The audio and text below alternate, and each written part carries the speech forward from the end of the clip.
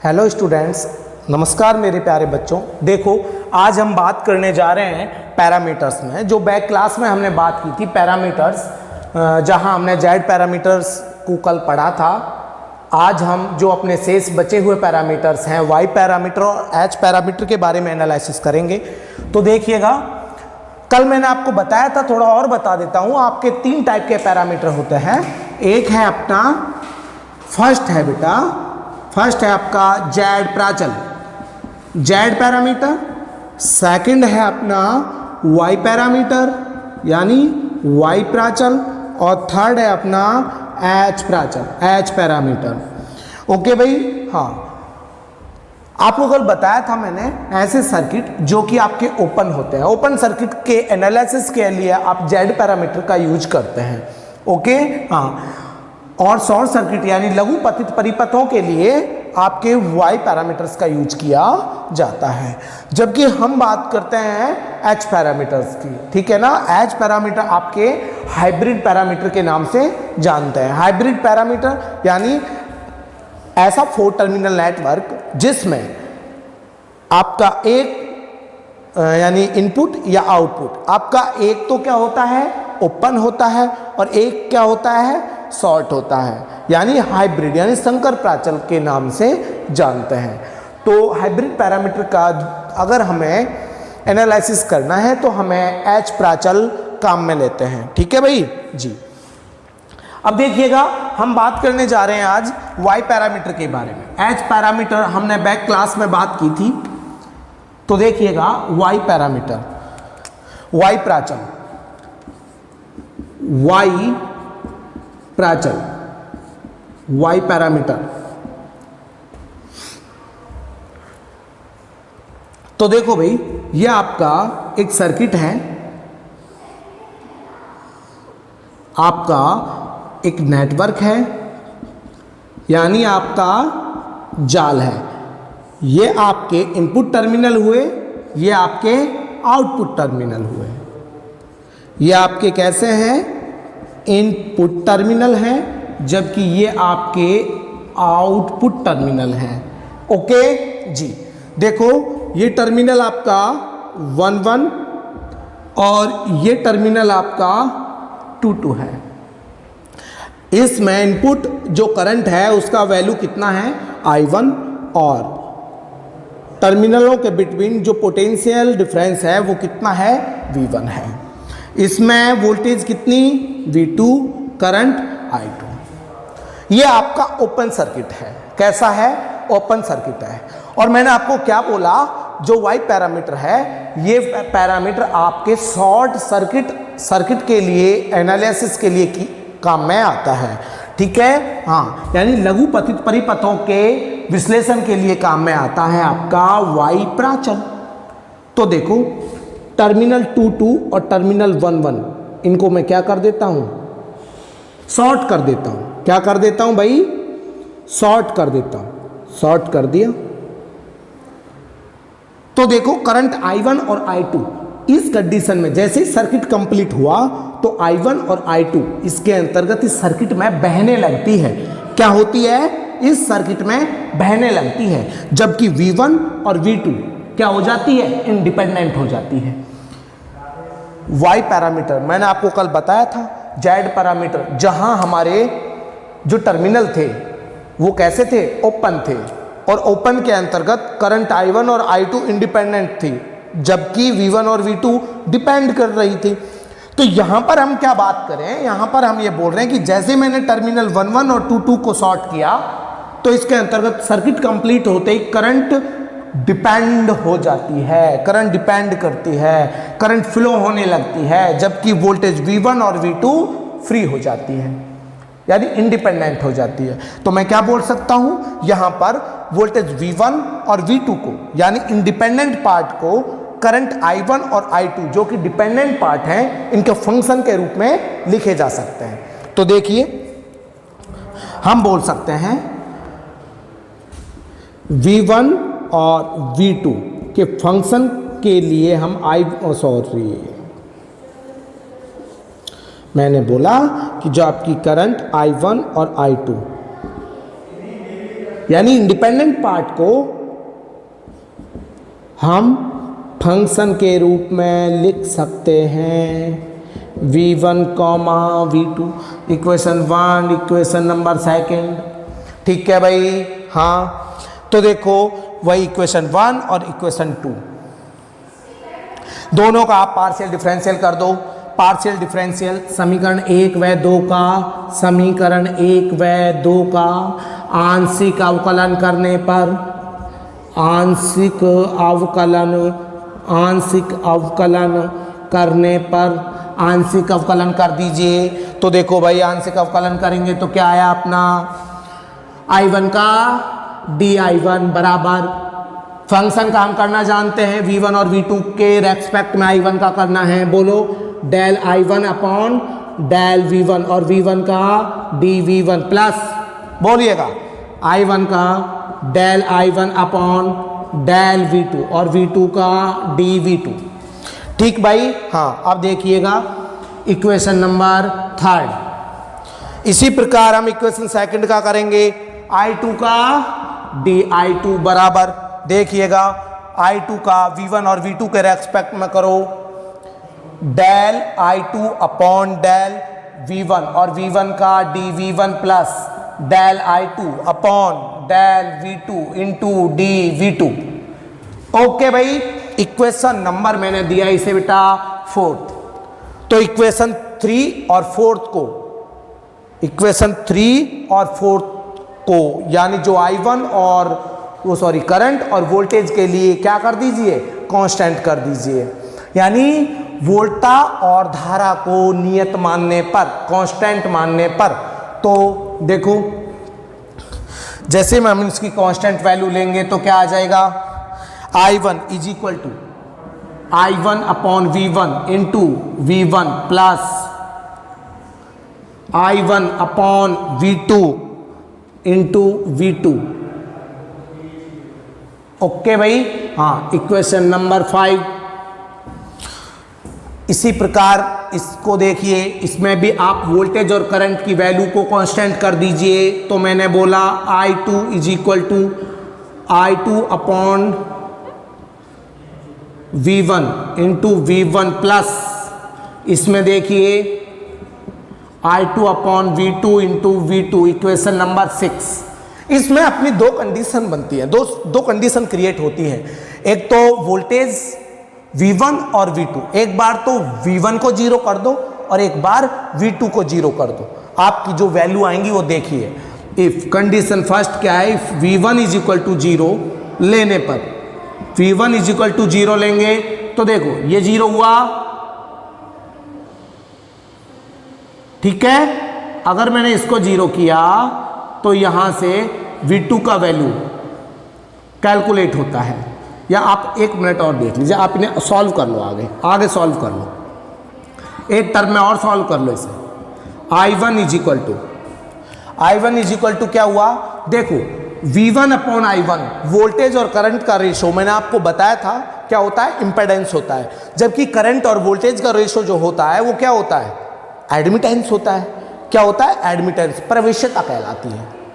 धारा और वोल्टता का अनुपात तो प्रवेश्यता कहलाती है। ये आपका 1-1 टर्मिनल के बिटवीन है तो क्या होगा आपका Y11, हम बोल सकते हैं Y11 या YI, इनपुट यानी निवेशी प्रवेश्यता, इनपुट एडमिटेंस, जो कि टर्मिनल 1-1 के बिटवीन है। इनपुट की ही करंट और इनपुट की ही वोल्टेज का रेशो, ठीक है ना, जिसे हम क्या बोल सकते हैं, I1 upon V1। So that मैं बोलूं सेकंड टर्मिनल, सेकंड क्या है आपका Y12 is equal to YR, जो कि आपका रिवर्स एडमिटेंस के नाम से जाना जाता है, पश्च प्रवेश्यता। ठीक है, क्या होगी बोलो, आपको बता चुका हूं, I2 अपॉन V2। अब देखो सेकंड में ये जो टर्मिनल है यानी I2 अपॉन V1 क्या हो जाएगा, Y21 बराबर क्या होता है बोलो, YF, फॉरवर्ड एडमिटेंस यानी अग्र प्रवेश्यता, जिसका मान हमें पता है I2 अपॉन V1। इसी प्रकार I2 अपॉन V2 पता है, करंट और वोल्टेज का रेशो प्रवेश्यता एडमिटेंस को डिनोट करता है, जिसमें हमें पता है सेकंड टू टर्मिनल है यानी Y22 यानी Y नॉट आउटपुट एडमिटेंस, जिसका वैल्यू सेकंड की ही करंट और सेकंड की ही वोल्टेज का रेशो बोल दीजिएगा I2 अपॉन V2।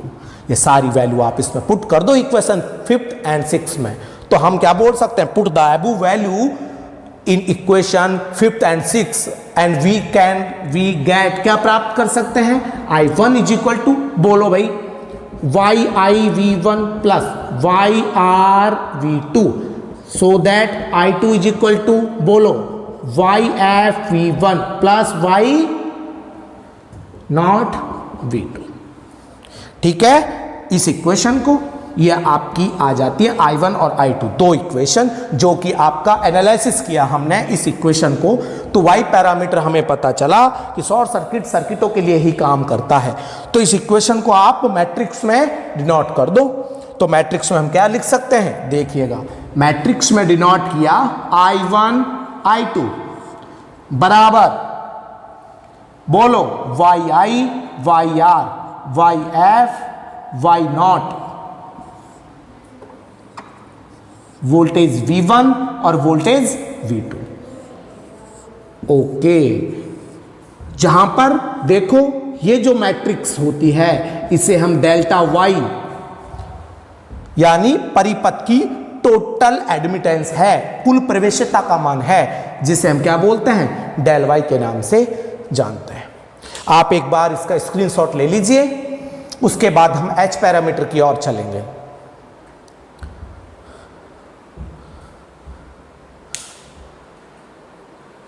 पहुंच करो।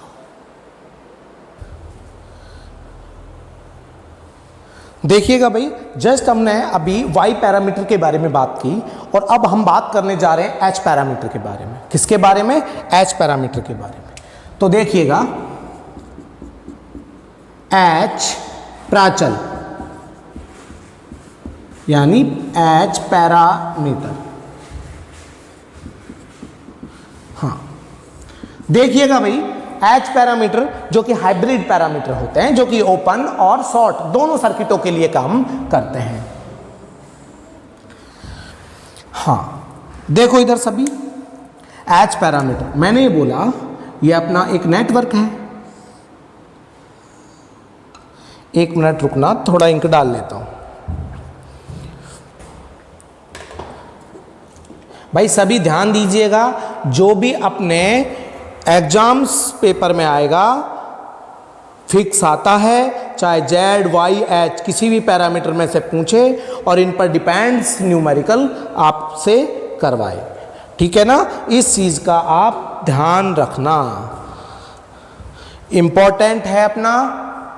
हाँ, H पैरामीटर यानी यह आपका एक नेटवर्क है, और इस नेटवर्क में आपके इनपुट और आउटपुट टर्मिनल हैं, ये टर्मिनल 1 यानी देखो मैं ये बोलता हूं, यदि मैं आउटपुट जो टर्मिनल है इसको मैं क्या कर दूं, शॉर्ट कर दूं, और इसको क्या कर दूं, ओपन कर दूं, तो यहां ध्यान दीजिएगा आप, ओपन टर्मिनल है, ओपन टर्मिनल पर इसके अंतर्गत ये टर्मिनल कैसे है, ओपन है, और टर्मिनल ओपन है तो इसका सर्किट कंप्लीट हो ही नहीं रहा है, तो करंट I1 इसमें फ्लो होगी नहीं। लेकिन वोल्टेज हम कैलकुलेट करते हैं, हमें पता है कि जो पोटेंशियल डिफरेंस यानी विभवांतर ज्ञात किया जाता है वो ओपन टर्मिनल्स पर ही कैलकुलेट किया जाता है, खुले सिरों पर ज्ञात किया जाता है। तो हम क्या कहते हैं, जो आपका फर्स्ट वाला पार्ट है यानी इनपुट वाला जो पार्ट है ये आपके Z पैरामीटर की तरह बिहेव कर रहा है, जबकि सेकंड वाला जो पार्ट है इसका सर्किट शॉर्ट करते ही सर्किट कंप्लीट हुआ और I2 बहने लगती है, फ्लो होने लगती है, जबकि इसमें V2 इंडिपेंडेंट हो जाती है। तो देखिए ये जो सर्किट है आउटपुट वाला, ये आपका शॉर्ट सर्किट यानी वाई पैरामीटर की तरह बिहेव करता है। तो जेड पैरामीटर की तरह और ये वाई पैरामीटर की तरह। तो हम क्या बोल सकते हैं, इसे हाइब्रिड पैरामीटर एच पैरामीटर के नाम से जानते हैं। तो देखिए, इसमें आपकी करंट इंडिपेंडेंट होती है, इसमें वोल्टेज इंडिपेंडेंट होती है। तो हम क्या कहते हैं, वो इसमें करंट इंडिपेंडेंट है I1, इसमें वोल्टेज V2 इंडिपेंडेंट है।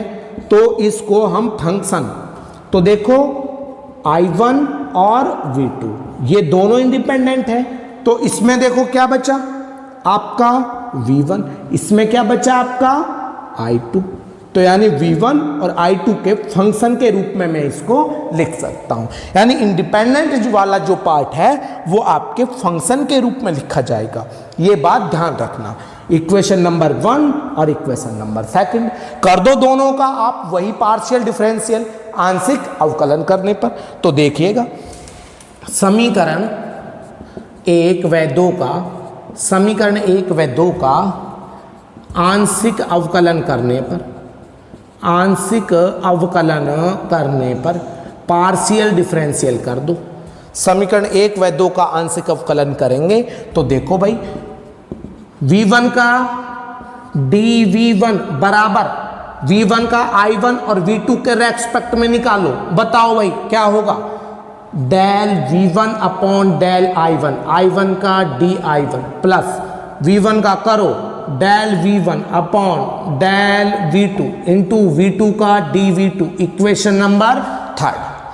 सो दैट इसी प्रकार इक्वेशन 2 का देखो, I2 का dI2 बराबर I2 का I1 और V2 के रेस्पेक्ट में करो तो del I2 upon del I1, I1 का dI1 प्लस डेल I2 और V2 का डेल V2, V2 का dV2, इक्वेशन नंबर 4। ये इक्वेशन 3 और वो इक्वेशन 4। तो देखो, समीकरण 3 और 4 को धारा और वोल्टता के लिए नियत मानने पर, यानी करंट और वोल्टेज के लिए इन्हें कांस्टेंट मान लो। तो देखो, समीकरण 3 व 4 को I व V के मानों के लिए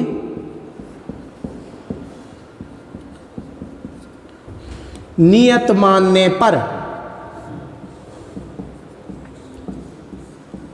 क्या मान लो, कांस्टेंट मान लो। जैसे मैंने इसे नियत कांस्टेंट किया तो देखो dV1 का क्या हुआ, V1 बराबर del V1 upon del I1 का क्या होगा, V1 upon I1 into I1 plus V1 upon V2 into V2। Okay भाई जी।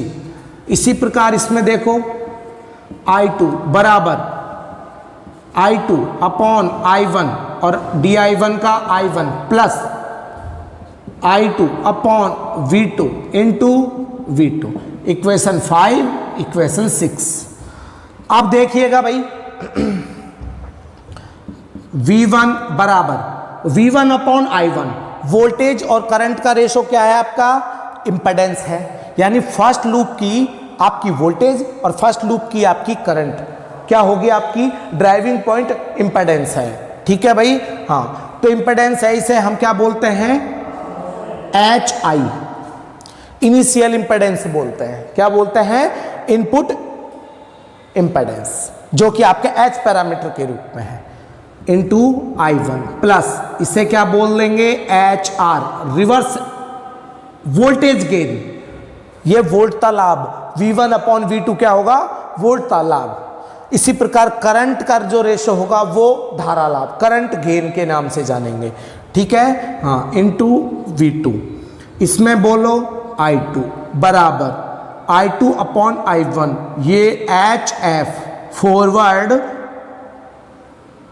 इंपेडेंस जो कि H पैरामीटर की फॉर्म में है, into I1 plus I2 upon V2, I2 upon V2, यानी करंट और वोल्टेज का रेशो। ये क्या होगा आपका, एडमिटेंस, प्रवेश्यता, ठीक है ना, एच नॉट, ये जो प्रवेश्यता है एच पैरामीटर की फॉर्म में है H not V2।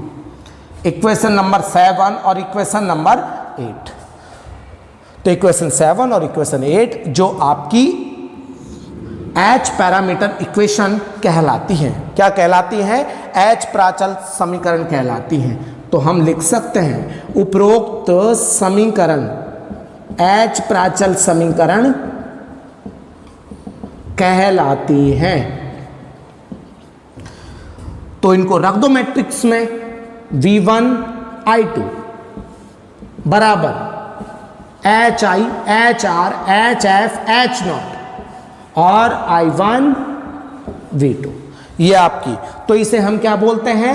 Delta H। क्या बोलते हैं बेटा? डेल्टा H के नाम से जानते हैं। तो ये हुए अपने H पैरामीटर, यानी Z पैरामीटर, Y पैरामीटर और H पैरामीटर। ठीक है, यहां से अपनी यानी डेल्टा H का जो वैल्यू आएगा वो क्या आएगा? बोलिएगा, HI H0 minus HR HF। ठीक है भाई, इसे हम डेल्टा H यानी total impedance of the circuit in form of H parameter. Screenshot ले लीजिएगा आप।